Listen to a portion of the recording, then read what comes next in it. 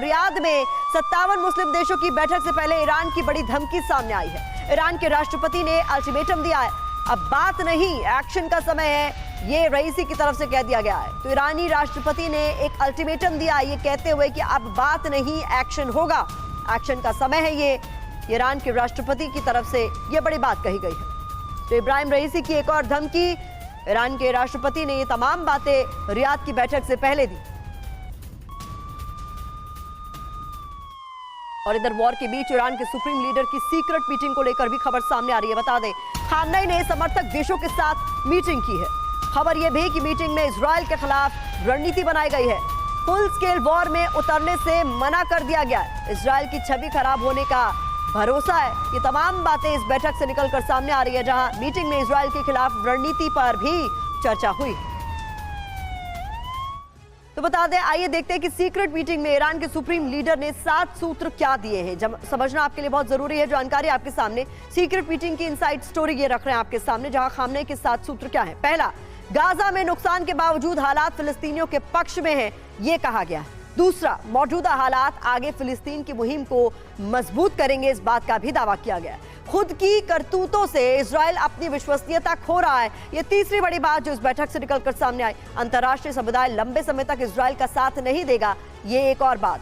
पांचवी बात, सीधे वॉर में उतरने की जगह अपनी रणनीति को लेकर आगे बढ़े, ये भी कहा गया है। इसके अलावा गाजा में जो हो रहा है उसे ज्यादा से ज्यादा हाईलाइट करें, लोगों तक पहुंचाएं, दुनिया भर में पहुंचाएं। सातवां, गाजा में जो हो रहा है उससे दुनिया का ध्यान न हटे, यानी फिलिस्तीन के लिए समर्थन जुटाने की कोशिश और यहां इजराइल को विलन ठहराने की कोशिश। इस बीच बता दें आपको, गाजा में जब से इजराइल के हमले शुरू हुए हैं तभी से ईरान युद्ध में उतरने की धमकी दे रहा है। इतना ही नहीं, ईरान अमेरिका और इजराइल को तबाह करने का कई बार ऐलान कर चुका है, लेकिन ईरान ने अब तक युद्ध नहीं छेड़ा है। ईरानी सेना युद्ध में अब तक नहीं उतरी है। तो सवाल यही है कि आखिर गाजा युद्ध को लेकर रईसी का प्लान क्या है।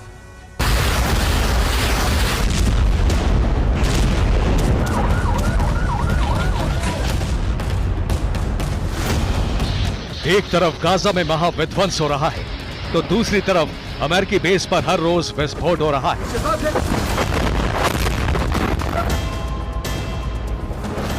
एक तरफ गाजा में बहुत बड़ा रक्तपात हो रहा है तो दूसरी तरफ सुपर पावर पर आघात हो रहा है। जिस तरह गाजा में युद्ध की आग लगातार भड़कती जा रही है, उसी तरह अमेरिकी ठिकानों पर हमले भी बढ़ते जा रहे हैं। ईरान के प्रॉक्सी जाल से बाइडेन और उनकी सेना परेशान है। मिसाइल, ड्रोन और रॉकेट, ये वो अस्त्र हैं जिससे ईरान के प्रॉक्सी इराक और सीरिया में मौजूद अमेरिकी बेस पर हमले कर रहे हैं।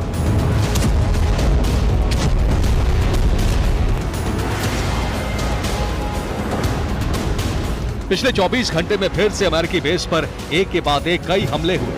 ड्रोन हमलों से इराक और सीरिया में मौजूद अमेरिका के कई सैन्य बेस दहल उठे।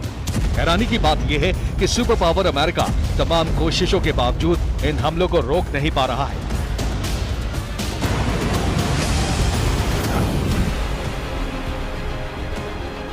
बीती रात इराक के अल हरीर और सीरिया के एन अल असद बेस पर फिर हमले हुए। इन हमलों के वीडियो भी जारी हुए हैं। अमेरिकी बेस पर जो हमले हुए हैं वो ड्रोन से हुए हैं। अमेरिका की हर कोशिश नाकाम साबित हो रही है। ईरान के इशारे पर अमेरिकी बेस पर हमले लगातार बढ़ते ही जा रहे हैं। इन हमलों में न सिर्फ अमेरिकी सैनिक मारे जा रहे हैं बल्कि अमेरिका के हथियार भी तबाह हो रहे हैं। पिछले 24 घंटे में अमेरिकी बेस पर जो हमले हुए हैं उसमें अमेरिका के कई सैनिक मारे गए, कई घायल भी हुए। एक रिपोर्ट के मुताबिक अमेरिकी बेस पर जो हमले हुए हैं उसमें अब तक 60 अमेरिकी सैनिक घायल हो चुके हैं। अमेरिका ने ईरान से अपील की थी कि वो कट्टरपंथी संगठनों का साथ देना बंद कर दे, लेकिन रईसी और उनकी सेना ने ऐसा करने से साफ मना कर दिया। इसका मतलब यह है कि ईरान इसी तरह से कट्टरपंथी संगठनों को हथियार देता रहेगा। अमेरिकी बेस पर इसी तरह से हमले होते रहेंगे। तो सवाल यही है कि क्या ईरान सीधे तौर पर युद्ध में ना उतरकर अपने प्रॉक्सी के सहारे प्रॉक्सी वॉर लड़ेगा? क्या वो इजराइल और अमेरिका को अपने कट्टरपंथी संगठनों के जरिए ही सबक सिखाना चाहता है? फिलहाल तो यही लग रहा है। ईरान एक महीने से इजराइल और अमेरिका के खिलाफ युद्ध शुरू करने की धमकी दे रहा है, लेकिन उसने अब तक ऐसा नहीं किया है। ईरान अपने प्रॉक्सी से ही हमले करवा रहा है। इसकी वजह है रईसी का वो डर जो अमेरिका से है।